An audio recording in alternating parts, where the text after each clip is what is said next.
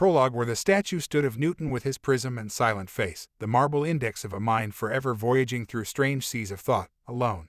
William Wordsworth John Forbes Nash, Jr., mathematical genius, inventor of a theory of rational behavior, visionary of the thinking machine, had been sitting with his visitor, also a mathematician, for nearly half an hour. It was late on a weekday afternoon in the spring of 1959, and, though it was only May, uncomfortably warm. Nash was slumped in an armchair in one corner of the hospital lounge, carelessly dressed in a nylon shirt that hung limply over his unbelted trousers. His powerful frame was slack as a rag doll's, his finely molded features expressionless. He had been staring dully at a spot immediately in front of the left foot of Harvard professor George Mackey, hardly moving except to brush his long dark hair away from his forehead in a fitful, repetitive motion.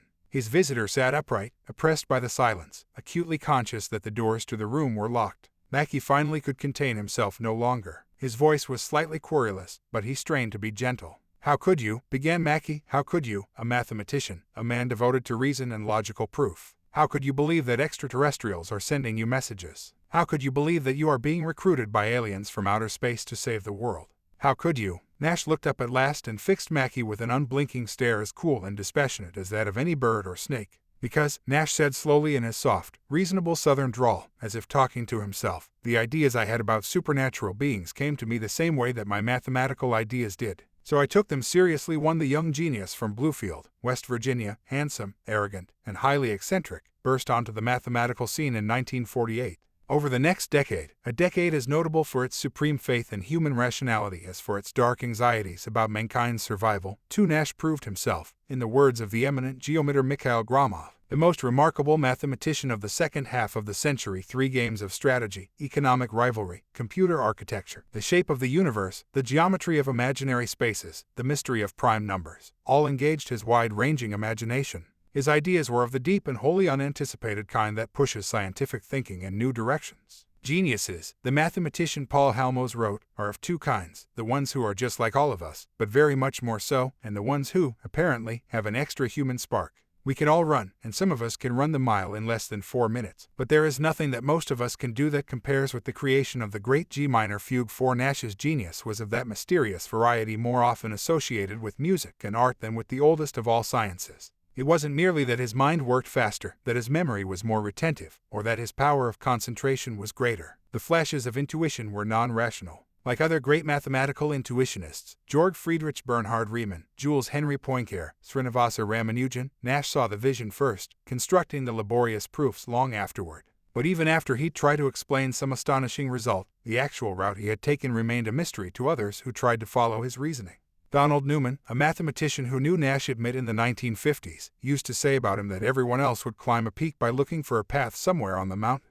Nash would climb another mountain altogether, and from that distant peak would shine a searchlight back onto the first peak. 5. No one was more obsessed with originality, more disdainful of authority, or more jealous of his independence. As a young man he was surrounded by the high priests of 20th century science, Albert Einstein, John von Neumann, and Norbert Wiener, but he joined no school, became no one's disciple, got along largely without guides or followers. In almost everything he did, from game theory to geometry, he thumbed his nose at the received wisdom, current fashion, established methods. He almost always worked alone, in his head, usually walking, often whistling Bach. Nash acquired his knowledge of mathematics not mainly from studying what other mathematicians had discovered, but by rediscovering their truths for himself. Eager to astound, he was always on the lookout for the really big problems. When he focused on some new puzzle, he saw dimensions that people who really knew the subject initially dismissed as naive or wrong-headed. Even as a student, his indifference to others' skepticism, doubt, and ridicule was awesome. Nash's faith in rationality and the power of pure thought was extreme, even for a very young mathematician and even for the new age of computers, space travel, and nuclear weapons.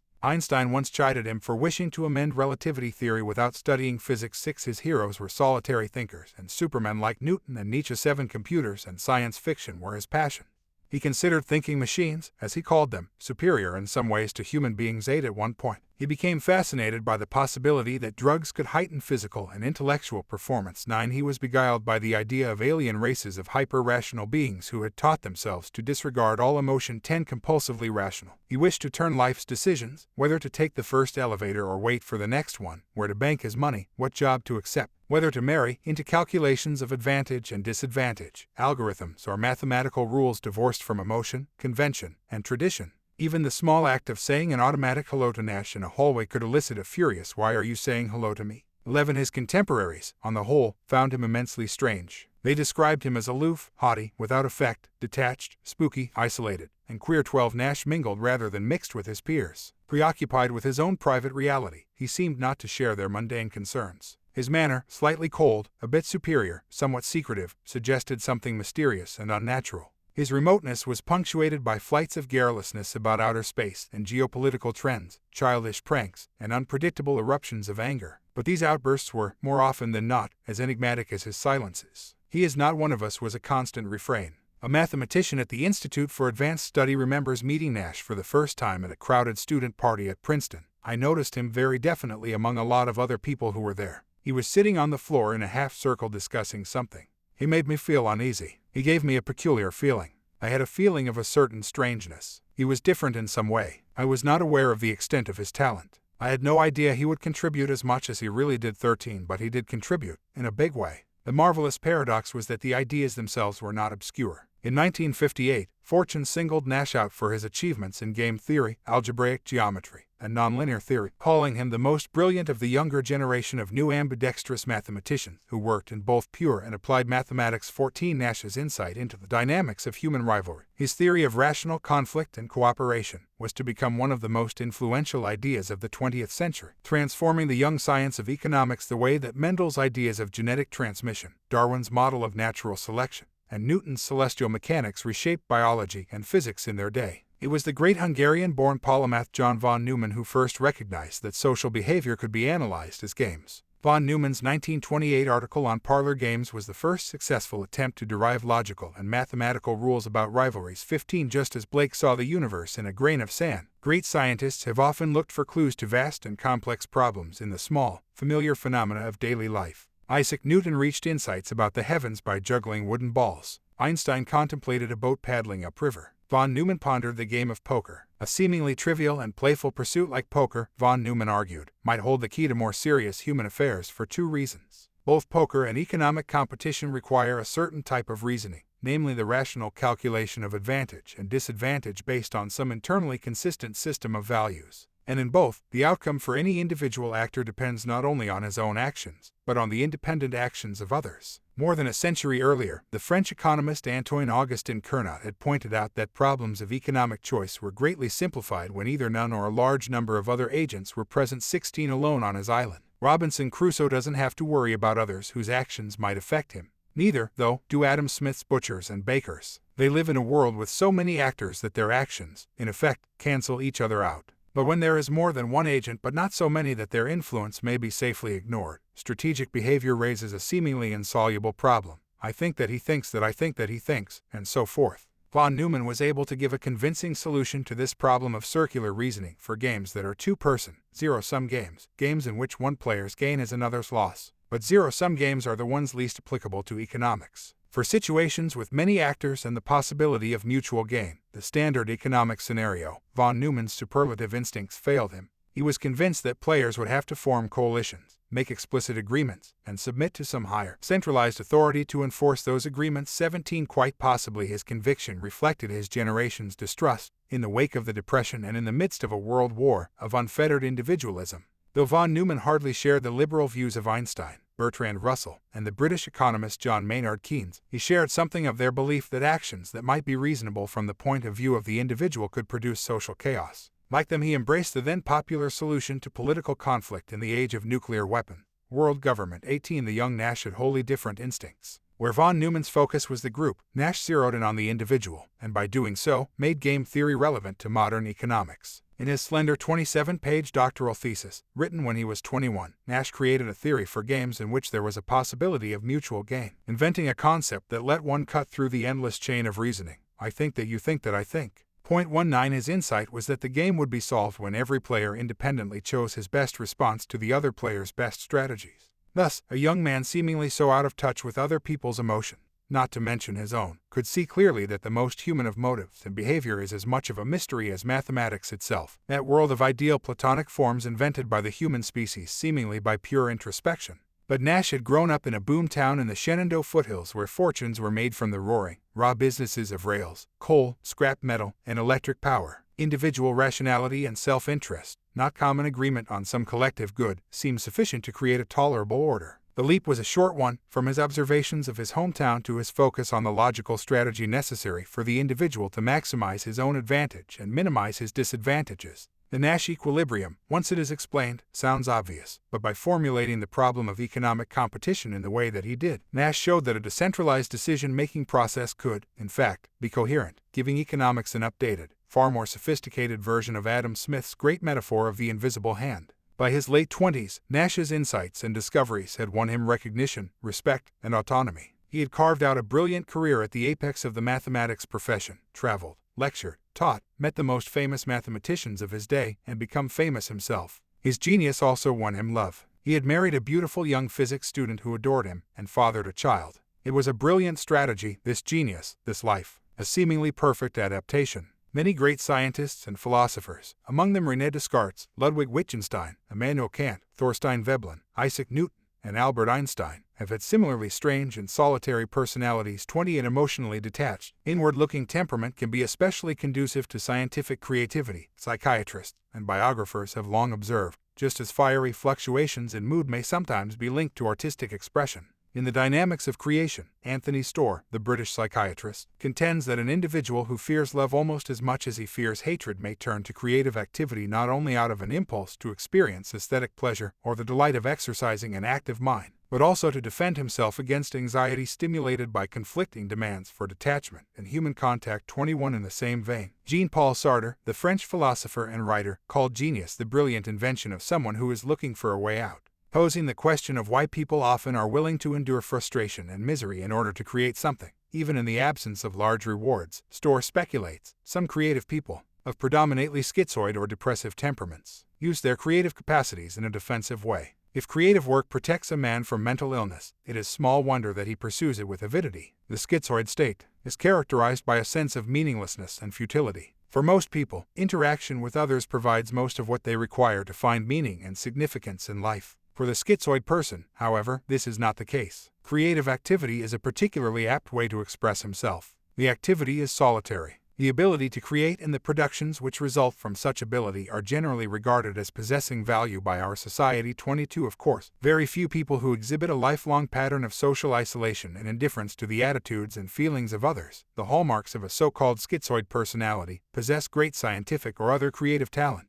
23 And the vast majority of people with such strange and solitary temperaments never succumb to severe mental illness. 24 Instead, according to John G. Gunderson, a psychiatrist at Harvard, they tend to engage in solitary activities which often involve mechanical, scientific, futuristic, and other non-human subjects, are likely to appear increasingly comfortable over a period of time by forming a stable but distant network of relationships with people around work tasks. 25 Men of scientific genius, however eccentric, rarely become truly insane, the strongest evidence for the potentially protective nature of creativity. 26 Nash proved a tragic exception. Underneath the brilliant surface of his life, all was chaos and contradiction, his involvements with other men, a secret mistress and a neglected illegitimate son, a deep ambivalence toward the wife who adored him, the university that nurtured him, even his country, and, increasingly, a haunting fear of failure. And the chaos eventually welled up, spilled over, and swept away the fragile edifice of his carefully constructed life. The first visible signs of Nash's slide from eccentricity into madness appeared when he was 30,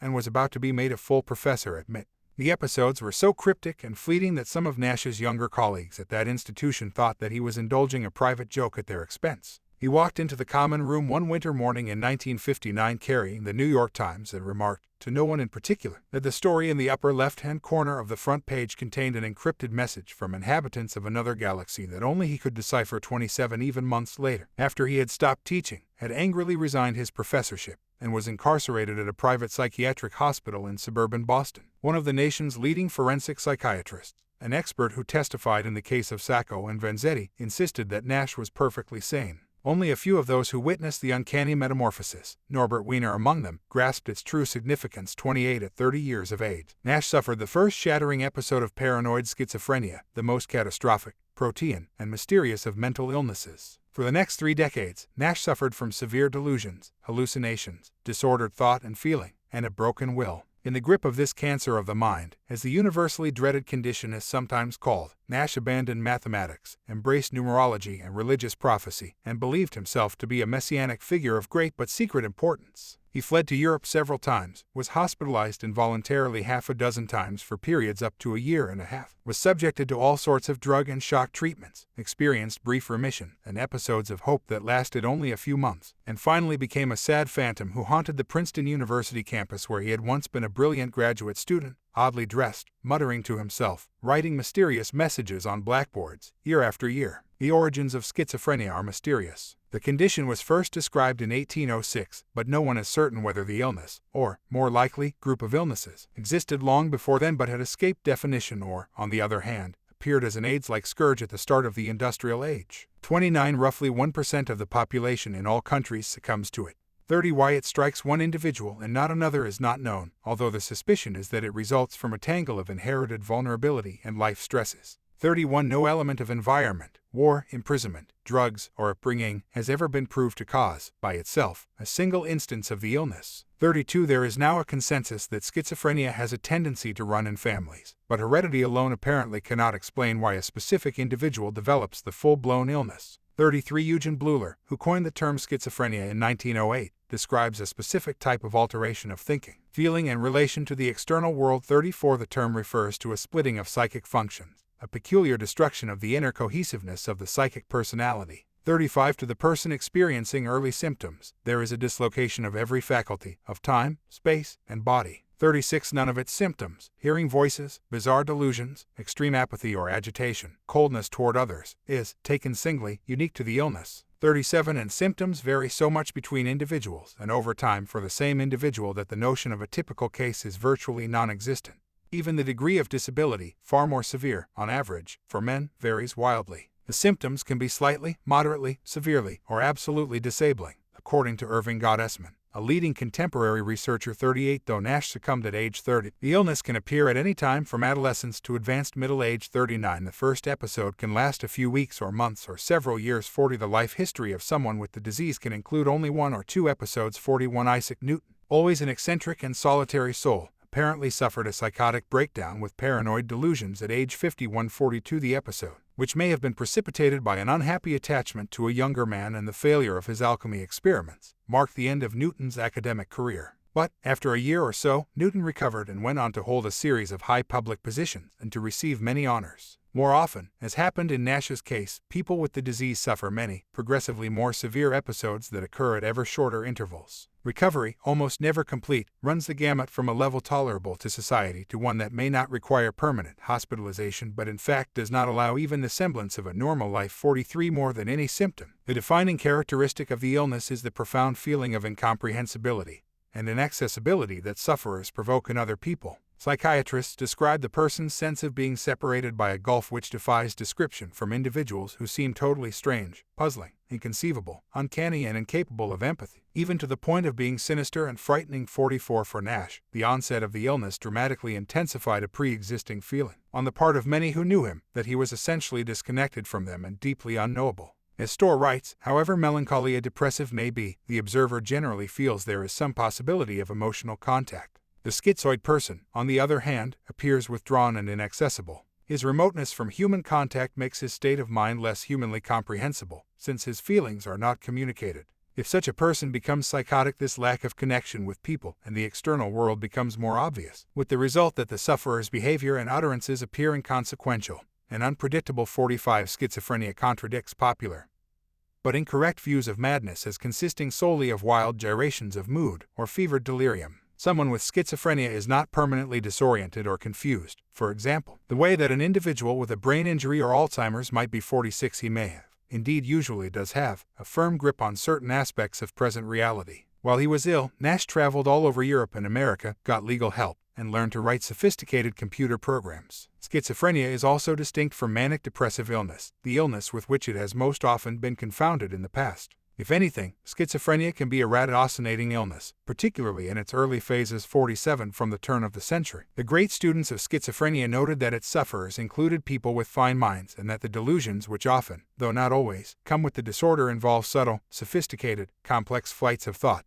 Emil Kraepelin, who defined the disorder for the first time in 1896, described dementia praecox, as he called the illness, not as the shattering of reason but as causing predominant damage to the emotional life, and the Will 48 Louis Assess, a psychologist at Rutgers University, calls it not an escape from reason but an exacerbation of that thoroughgoing illness Dostoevsky imagined, at least in some of its forms, a heightening rather than a dimming of conscious awareness, and an alienation not from reason but from emotion, instincts, and the Will 49 Nash's mood in the early days of his illness can be described, not as manic or melancholic, but rather as one of heightened awareness, insomniac wakefulness and watchfulness. He began to believe that a great many things that he saw, a telephone number, a red necktie, a dog trotting along the sidewalk, a Hebrew letter, a birthplace, a sentence in the New York Times, had a hidden significance, apparent only to him. He found such signs increasingly compelling, so much so that they drove from his consciousness his usual concerns and preoccupations. At the same time, he believed he was on the brink of cosmic insights. He claimed he had found a solution to the greatest unsolved problem in pure mathematics, the so-called Riemann hypothesis. Later, he said he was engaged in an effort to rewrite the foundations of quantum physics. Still later, he claimed, in a torrent of letters to former colleagues, to have discovered vast conspiracies and the secret meaning of numbers and biblical texts.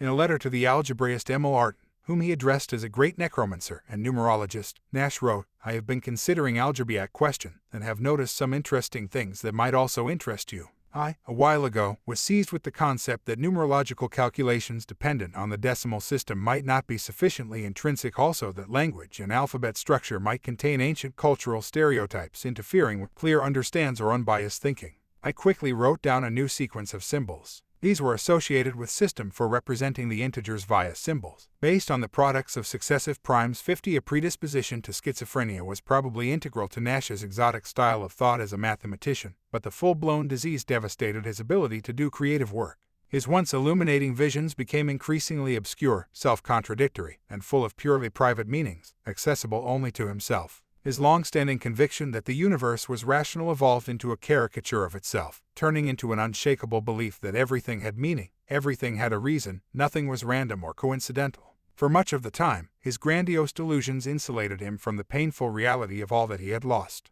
But then would come terrible flashes of awareness. He complained bitterly from time to time of his inability to concentrate and to remember mathematics, which he attributed to shock treatments. 51. He sometimes told others that his enforced idleness made him feel ashamed of himself, worthless. 52. More often, he expressed his suffering wordlessly. On one occasion, sometime during the 1970s, he was sitting at a table in the dining hall at the Institute for Advanced Study, the scholarly haven where he had once discussed his ideas with the likes of Einstein, von Neumann, and Robert Oppenheimer, alone as usual. That morning, an Institute staff member recalled, Nash got up, walked over to a wall, and stood there for many minutes, banging his head against the wall, slowly, over and over, eyes tightly shut, fists clenched, his face contorted with anguish. 53. While Nash the man remained frozen in a dreamlike state, a phantom who haunted Princeton in the 1970s and 1980s, scribbling on blackboards and studying religious texts. His name began to surface everywhere, in economics textbooks, articles on evolutionary biology, political science treatises, mathematics journals. It appeared less often in explicit citations of the papers he had written in the 1950s than as an adjective for concepts too universally accepted, too familiar a part of the foundation of many subjects to require a particular reference. Nash equilibrium, Nash bargaining solution, Nash program, de Giorgi, Nash result, Nash embedding, Nash-Moser theorem, Nash blowing up. 54. When a massive new encyclopedia of economics, the New Palgrave, appeared in 1987, its editors noted that the game theory revolution that had swept through economics was effected with apparently no new fundamental mathematical theorems beyond those of von Neumann and Nash. 55. Even as Nash's ideas became more influential, in fields so disparate that almost no one connected the Nash of game theory with Nash the geometer or Nash the analyst, the man himself remained shrouded in obscurity. Most of the young mathematicians and economists who made use of his ideas simply assumed, given the dates of his published articles,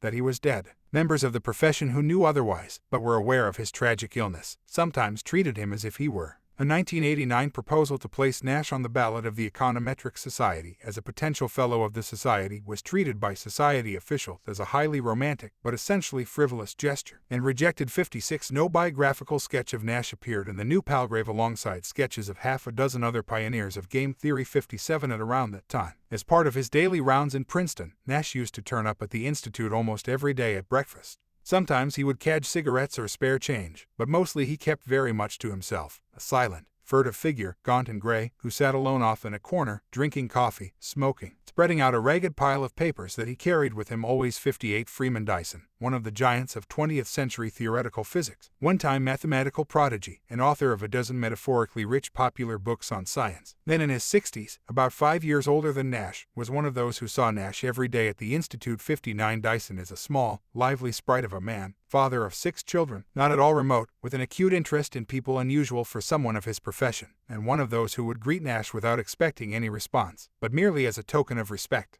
On one of those gray mornings, sometime in the late 1980s, he said his usual good morning to Nash. "I see your daughter is in the news again today," Nash said to Dyson, whose daughter Esther is a frequently quoted authority on computers. Dyson, who had never heard Nash speak, said later, "I had no idea he was aware of her existence. It was beautiful. I remember the astonishment I felt. What I found most wonderful was this slow awakening. Slowly, he just somehow woke up. Nobody else has ever awakened the way he did." More signs of recovery followed. Around 1990, Nash began to correspond, via electronic mail, with Enrico Bombiri, for many years a star of the Institute's mathematics faculty. 60 Bombiri, a dashing and erudite Italian, is a winner of the Fields Medal, mathematics equivalent of the Nobel. He also paints oils, collects wild mushrooms, and polishes gemstones. Bombiri is a number theorist who has been working for a long time on the Riemann hypothesis. The exchange focused on various conjectures and calculations Nash had begun related to the so-called ABC conjecture. The letters showed that Nash was once again doing real mathematical research. Bombiri said he was staying very much by himself, but at some point he started talking to people.